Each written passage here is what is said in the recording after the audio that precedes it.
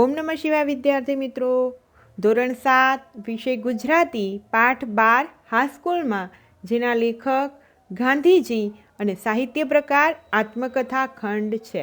હાઈસ્કૂલમાં એટલે કે ધોરણ 7 પછીનો 8માંથી લઈને જે અભ્યાસ કરીએ છીએ આપણે તેને માધ્યમિક કહીએ છીએ. તેને હાઈસ્કૂલમાં એવું કહેવામાં આવતું હતું પહેલાં. તો ગાંધી બાપુ જ્યારે ધોરણ 7 પછી એટલે કે તમારી ઉંમરના હતા, 8મા ધોરણમાં આવ્યા હતા. તમે પણ આ વર્ષે આ 7મું ધોરણ પૂરું કરશો અને હવે 8મા ધોરણમાં પ્રવેશ કરશો. થોડાક જ મહિના બાકી છે. તો એ તમારી જેટલી ઉંમરમાં હતા અને એમના જે અનુભવો હતા જીવનના, એ આપણને અહીંયા આ પાઠમાં એમણે જણાવ્યા છે.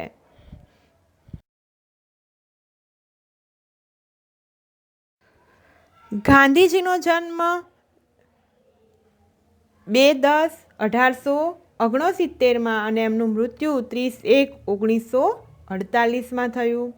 ગાંધીજીનું પૂરું નામ મોહનદાસ કરમચંદ ગાંધીજી. તેમનો જન્મ પોરબંદરમાં થયો હતો. તેઓ આપણા રાષ્ટ્રપિતા અને મહાત્મા ગાંધી તરીકે સમસ્ત ભારતીય પ્રજાના હૃદયમાં આદરભર્યું સ્થાન પામ્યા છે. વકીલાતનો વ્યવસાય કરતા હતા ત્યારે તેમણે દક્ષિણ આફ્રિકામાં વસતા હિન્દુઓ પર ગોરા અંગ્રેજોના રંગદ્વેષના જુલમ સામે સ્વમાન અને હક માટે લડત ચલાવી હતી. એટલે કે કાળા ગોરાનો જે ભેદ હતો એની સામે એમણે પહેલાં શરૂઆત દક્ષિણ આફ્રિકાથી કરી હતી. પછી ભારતમાં આવી તેમણે દેશને સ્વરાજ્ય અપાવવા માટે સફળ આગેવાની લીધી હતી. જીવનભર તેમણે સત્ય અને અહિંસાની ઉપાસના કરી હતી. સત્યના પ્રયોગો અથવા કે એમની આત્મકથામાં ગાંધીજીએ નિખાલસતાથી સત્યની પ્રતિષ્ઠા કરતી પોતાની જીવનકથા સરળ અને સચોટ ગદ્યમાં નિરૂપી છે. એ વિશ્વભરની ઉત્તમ આત્મકથાઓમાંની એક છે. કોણ? તો એમની આત્મકથા સત્યના પ્રયોગો. આપણે આજે જે પાઠ શીખવાના છીએ એ પણ એમાંથી જ લેવામાં આવેલ છે.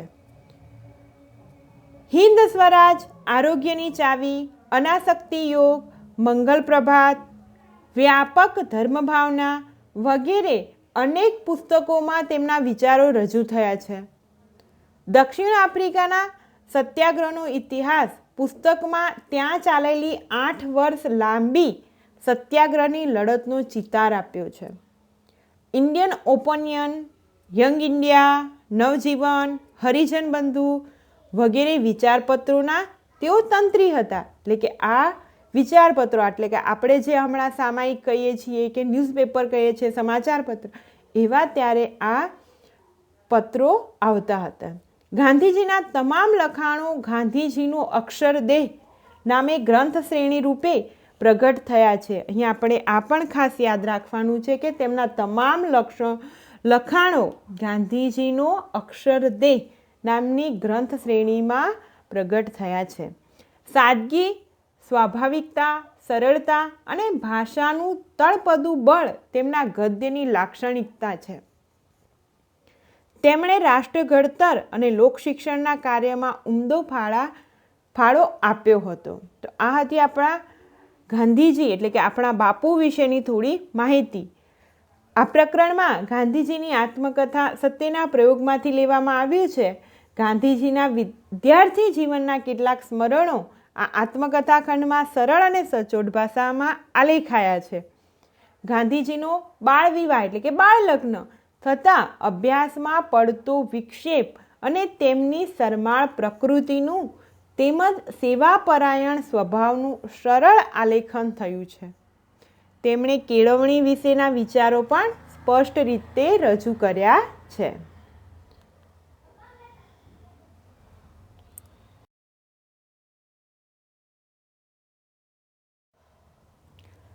હાઈસ્કૂલમાં એટલે કે એ શબ્દ આપણે સમજ્યા. માધ્યમિક આપણે જ્યાં કહીએ છીએ ધોરણ 8થી અભ્યાસ કરતા વિદ્યાર્થી, અભ્યાસ કરતી શાળા, એટલે પહેલાં શું કહેવામાં આવતું? હાઈસ્કૂલ. વિવાહ થયા ત્યારે હું હાઈસ્કૂલમાં ભણતો હતો. કોની વાત કરી છે? તો આપણા બાપુ એટલે કે ગાંધી બાપુની. તો બાપુ શું લખે છે કે જ્યારે મારા લગ્ન થયા ત્યારે હું હાઈસ્કૂલમાં ભણતો હતો. એ હું આગળ લખી ગયો છું.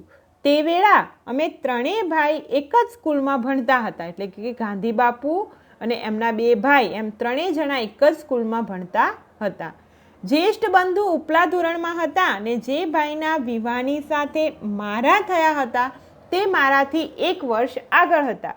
જ્યેષ્ઠ બંધુ એટલે કે મોટા ભાઈ પણ ઉપલા ધોરણમાં હતા ને જે ભાઈના વિવાહની સાથે મારા થયા હતા એટલે કે બે ભાઈના વિવાહ જોડે જોડે થયા હતા તો એ પણ ક્યાં હતા? મારાથી 1 વર્ષ આગળ હતા. વિવાહનું પરિણામ એ આવ્યું કે અમારું બે ભાઈનું 1 વર્ષ નકામું ગયું. એટલે કે ગાંધીજી અને એમની સાથે જેના લગ્ન થયા હતા બે ભાઈઓના જોડે થયા હતા તો એ બે ભાઈઓનું વર્ષ કેવું ગયું? નકામું ગયું. મારા ભાઈને સારું તો એથી વિષમ પરિણામ આવ્યું. વિવાહ પછી તે નિશાળમાં ન જ રહી શક્યા. આવું અનિષ્ટ પરિણામ તો દૈવ જાણે કેટલા જુવાનોનું આવતું હશે. અહીંયા આપણને બાળ લગ્નની વાત કરી કે ભગવાનને ખબર કે આવું ખરાબ પરિણામ તો કેટલાય યુવાનોનું થતું હશે, જુવાનોનું થતું હશે. કે મારા ભાઈને જેવા તો બીજા કેટલાય જુવાનો હશે કે જે વિવાહ પછી લગ્ન પછી ભણતા જ નહીં હોય અને બાળ વિવાહ એટલે કે નાની ઉંમરમાં જ એમના લગ્ન થઈ જતા હતા. વિદ્યાભ્યાસ અને વિવાહ બેઉ એકસાથે તો હિન્દુ સંસારમાં જ હોય એટલે કે આપણી હિન્દુ સંસ્કૃતિમાં જ ભણતર અને લગ્ન બે સાથે હોય છે. મારો અભ્યાસ ચાલુ રહ્યો. હાઈસ્કૂલમાં હું ઠોઠ નિશાળીઓ ન ગણાતો. શું કહે છે બાપુજી અહીંયા? કે હું મારો અભ્યાસ તો કેમે કરીને ચાલ્યો, 1 વર્ષ નકામું ગયું અને મારી જોડે જે ભાઈના લગ્ન થયા એ તો બિચારા કે ભણી જ ના શક્યા પણ મારો અભ્યાસ તો ચાલુ રહ્યો. શું કહે છે કે હાઈસ્કૂલમાં હું સાવ ઠોઠ નિશાળીઓ નહોતો ગણાતો. કે શિક્ષકોની પ્રીતિ તો હંમેશા સાચવી હતી. એટલે કે શિક્ષકોનો પ્રેમ તો મેં સાચવી જ રાખ્યો હતો. દરેક વર્ષે મા બાપને વિદ્યાર્થીના અભ્યાસ તેમજ વર્તન વિશે પ્રમાણપત્ર મોકલવામાં આવતા. એટલે કે આપણે જે પ્રગતિ રિપોર્ટ કહીએ છીએ, રિપોર્ટ કાર્ડ, એવા રિપોર્ટ તે સમયે પણ મોકલવામાં આવતા. તેમાં કોઈ દિવસ મારું વર્તન કે અભ્યાસ ખરાબ હોવાની ટીકા થઈ નથી. બીજા ધોરણ પછી ઇનામો પણ લીધા ને 5મા તથા 6ઠ્ઠા ધોરણમાં અનુક્રમે માસિક 4 રૂપિયા ને 10 રૂપિયાની શિષ્યવૃત્તિ પણ મળી હતી. શું કહે છે? બીજા ધોરણથી તો મેં ઇનામો પણ લીધા અને 5મા 6ઠ્ઠા ધોરણમાં તો મેં શિષ્યવૃત્તિ એટલે કે ભણવામાં મદદરૂપ થવા માટે સરકાર તરફથી જે પૈસા રકમ આપવામાં આવે છે અને આપણે શું કહીએ છીએ? શિષ્યવૃત્તિ. તો એવા માસિક એટલે કે દર મહિને 4 રૂપિયા અને 10 રૂપિયાની કે મેં શિષ્યવૃત્તિ પણ મેળવી હતી. આ મળવામાં મારી હોશિયારી કરતાં દૈવે વધારે ભાગ લીધો હતો. કે શું કહે છે કે આ શિષ્યવૃત્તિ મળવા પાછળ મારી હોશિયારી કરતાં મારું નસીબ, ભગવાન ભરોસે નસીબનો ભાગ વધુ હતો. એ વૃત્તિઓ બધા વિદ્યાર્થીઓને સારું નહીં પણ જેઓ સોરઠ પ્રાંતના હોય તેમાં પહેલું પદ ભોગવે તેને સારું હતી. શું કહે છે કે આ વૃત્તિઓ એટલે કે શિષ્યવૃત્તિઓ બધા વિદ્યાર્થીઓ માટે નહોતી. કોના માટે હતી? તો માત્ર સોરઠ પ્રાંતના હોય તેઓને પહેલું પદ ભોગવે એટલે કે તે લોકોને સારું જ હતી, એ લોકોના માટે જ હતી. 40-50 વિદ્યાર્થીઓના વર્ગમાં તે કાળે સોરઠ પ્રાંતના વિદ્યાર્થી કેટલા હોઈ શકે? અહીંયા બાપુજી શું કરે છે? આપણને પ્રશ્ન કરે છે કે કેટલા હોઈ શકે? અને સોરઠ એટલે કે સૌરાષ્ટ્રનો એક પ્રદેશ જે ભાદર નદીની દક્ષિણનો સમુદ્ર સુધીનો જુનાગઢ જિલ્લાનો પ્રદેશ, તેને આપણે સોરઠ તરીકે ઓળખતા.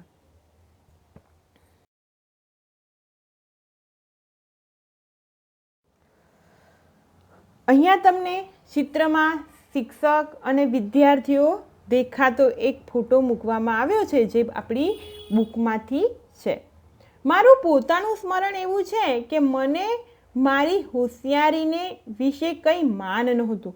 શું કહે છે કે મને હું હોશિયાર છું એવું કંઈ અભિમાન હતું નહીં. મને પોતાને પણ લાગતું નહોતું કે હું હોશિયાર છું. ઇનામ કે શિષ્યવૃત્તિ મળે તો મને આશ્ચર્ય થતું. શું કહે છે? મને નવાઈ લાગતી કે મને ઇનામ શિષ્યવૃત્તિ મળી, કારણ કે એનો હક મારો છે એવું મને લાગતું હતું નહીં. પણ મારા વર્તન વિશે મને બહુ ચીવટ હતી. શું કહે છે? હું હોશિયાર છું કે નથી એના વિશે મને એટલું બધું કંઈ માન હતું નહીં, પણ મારા વર્તન વિશે હું ચીવટ રાખતું. વર્તનમાં ખોડ આવે તો મને રડવું જ આવે. શું કહે છે? મારા વર્તનમાં કંઈ ભૂલ થાય તો મને રડવું જ આવે. ખોડ આવવી એટલે કે ભૂલ થવી. શિક્ષકને ઠપકો આપવો પડે એવું મારે હાથે કંઈ પણ થાય અથવા શિક્ષકને તેવું ભાષે એ મને અસહ્ય થઈ પડે. શું કહે છે? કે શિક્ષકે મને ઠપકો આપવો પડતો એવું કંઈ થાય તો પણ મને શું થતું? અસહ્ય. હું સહન કરી શકતો હતો નહીં. શિક્ષક ઠપકો આપવા કરતાં મને એવું લાગે કે શિક્ષકે મને અહીંયા ઠપકો આપ્યો છે તોય મને એ અસહ્ય થઈ પડતું હતું. એક વખત માર ખાવો પડ્યો હતો એવું મને સ્મરણ છે. શું કહે છે? કે આવું ક્યારે બનતું હતું નહીં, પણ મને યાદ છે, સ્મરણ છે એટલે કે યાદ છે કે એક વખત મારે માર ખાવો પડ્યો હતો. મારનું દુઃખ નહોતું, મને માર પડ્યો એનું દુઃખ નહોતું મને, પણ હું દંડને પાત્ર ગણાયો એ મહાદુઃખ હતું. શું કહે છે? કે મને માર્યો એ દુઃખ હતું નહીં, પણ મને સજા થઈ એ મારા માટે મોટું દુઃખ હતું. હું ખૂબ રડ્યો. આ પ્રસંગ પહેલાં કે બીજા ધોરણનો છે.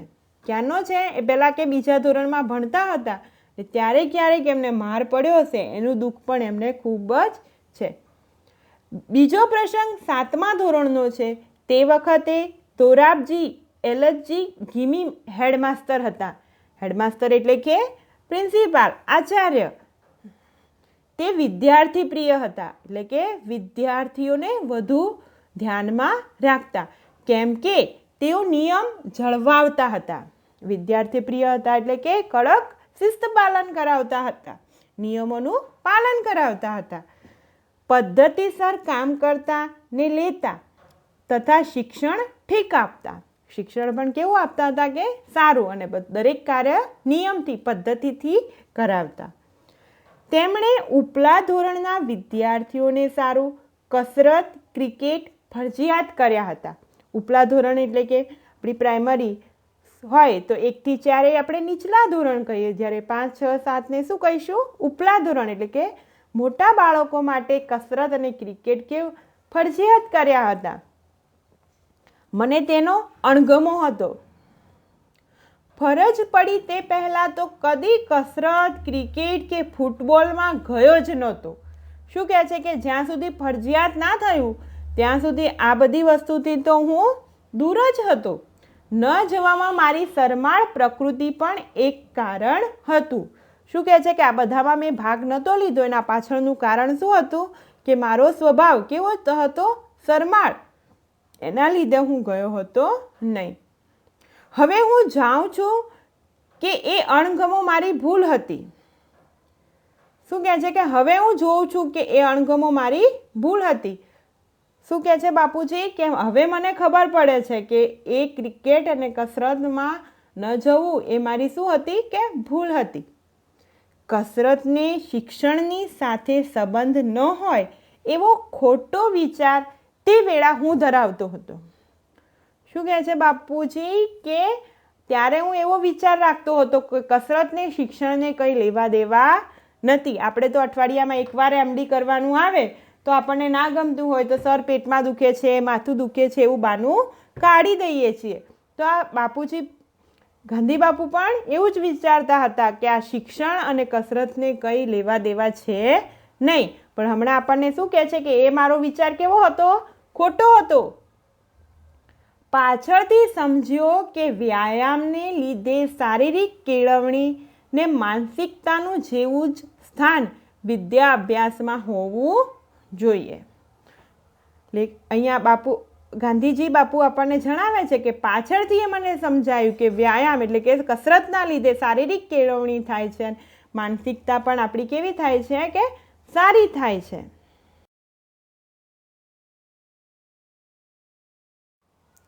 છતાં કસરતમાં ન જવાથી મને નુકસાન ન થયું એમ મારે જણાવવું જોઈએ. અહીંયા આપણને જણાવી દે છે કે હું કસરતમાં નહોતો જતો, પણ એમાં ન જવાથી મને કશું નુકસાન થયું નહીં. તેનું કારણ પણ છે, અને તે કારણ જણાવતા આપણને કહે છે કે તેનું કારણ એ છે કે પુસ્તકોમાં ખુલ્લી હવા ખાવા ફરવા જવાની ભલામણ વાંચેલી ને તે મને ગમેલી. શું કહે છે કે મારો વાંચવાનો શોખ હતો અને એના કારણે મેં આવું ક્યાંક વાંચ્યું હતું કે ખુલ્લી હવા ખાવા ફરવા જવાની, એટલે કે ખુલ્લા વાતાવરણમાં જવું, ખુલ્લી હવાનું લેવું, એ મેં વાંચ્યું હતું ને તેથી હાઈસ્કૂલના ઉપલા ધોરણોથી જ ફરવા જવાની ટેવ મને પડી હતી. તે છેવટ લગી રહી. ફરવું એ પણ વ્યાયામ તો છે જ, એટલે કે આપણે જેને મોર્નિંગ વોક કહીએ છીએ કે ઇવનિંગ વોક કહીએ છીએ. ફરવા જવાનો મતલબ એટલે કે દૂર દૂરના પ્રવાસની અહીંયા વાત કરી નથી.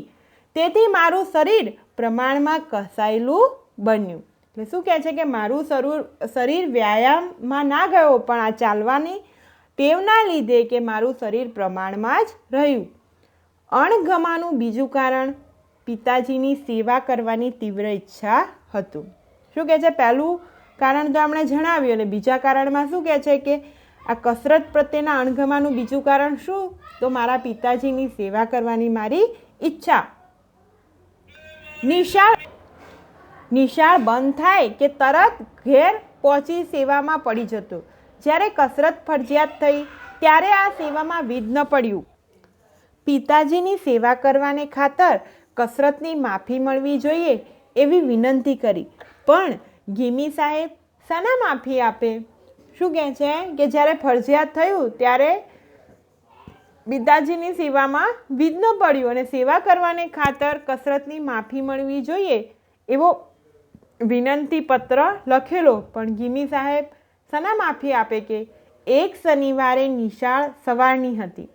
સાંજે 4 વાગ્યે કસરતમાં જવાનું હતું. મારી પાસે ઘડિયાળ નહોતી. આકાશમાં વાદળા હતા, એટલે કે ઘડિયાળ ના હોય તો સૂરજના કિરણોના આધારે, એના ઢળવાના આધારે આપણે પહેલાંના લોકો સમય જોતા. તો વાદળ હતા એટલે તે વખતની કંઈ ખબર ના રહી, એટલે કે સમય સાચો જણાયો નહીં. વાદળાથી હું છેતરાયો. કસરતમાં પહોંચું ત્યાં તો બધા જતા રહ્યા હતા. બીજા દિવસે ગિમી સાહેબે હાજરી તપાસી તો હું ગેરહાજર નીકળ્યો. મને કારણ પૂછ્યું. મેં તો જે હતું તે કારણ બતાવ્યું.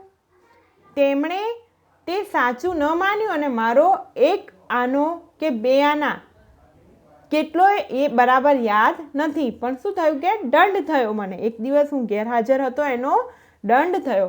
હું ખોટો ઠર્યો. મને અતિશય દુઃખ થયું. હું ખોટો નથી એ કેમ સિદ્ધ કરું? શું કહે છે કે હું ખોટો ઠર્યો એ મને દુઃખ થયું કારણ કે હું ખોટો હતો નહીં. કશો ઉપાય ના રહ્યો. મનમાં ને મનમાં સમસમી રોયો. સમજ્યો કે સાચું બોલનારે ને સાચું કરનારે ગાફેલ પણ ના રહેવું જોઈએ. શું કહે છે કે ત્યારે મને સમજાયું કે સાચું બોલનારે ને સાચું કરનારે ગાફેલનો અર્થ થાય અસાવધ રહેવું જોઈએ નહીં. હંમેશા સાવધાનની પરિસ્થિતિમાં એટલે કે રહેવું જોઈએ. આવી ગફલત મારા ભણતરના સમયમાં આ પહેલી અને છેલ્લી હતી. એટલે કે હું તૈયાર ન હતો એવી આવી પહેલી અને છેલ્લી મારી ભૂલ હતી. મને ઝાંખું સ્મરણ છે કે છેવટે હું એ દંડ માફ કરાવી શક્યો હતો. શું કહે છે કે મને આછું થોડું યાદ છે કે એ દંડ મેં માફ કરાવ્યો હતો. અહીંયા આપણે આ પાઠ અહીંયા સુધી જ શીખીશું. બાકીનો પાઠ હવે પછીના ભાગમાં શીખીશું.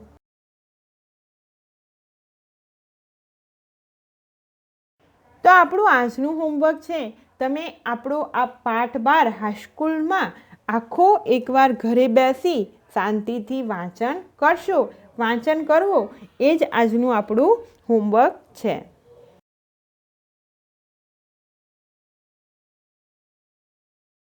હવે પછીના ભાગમાં આપણો પાઠ 12 હાઈસ્કૂલમાં જ્યાંથી બાકી છે એ આપણે પૂર્ણ કરીશું.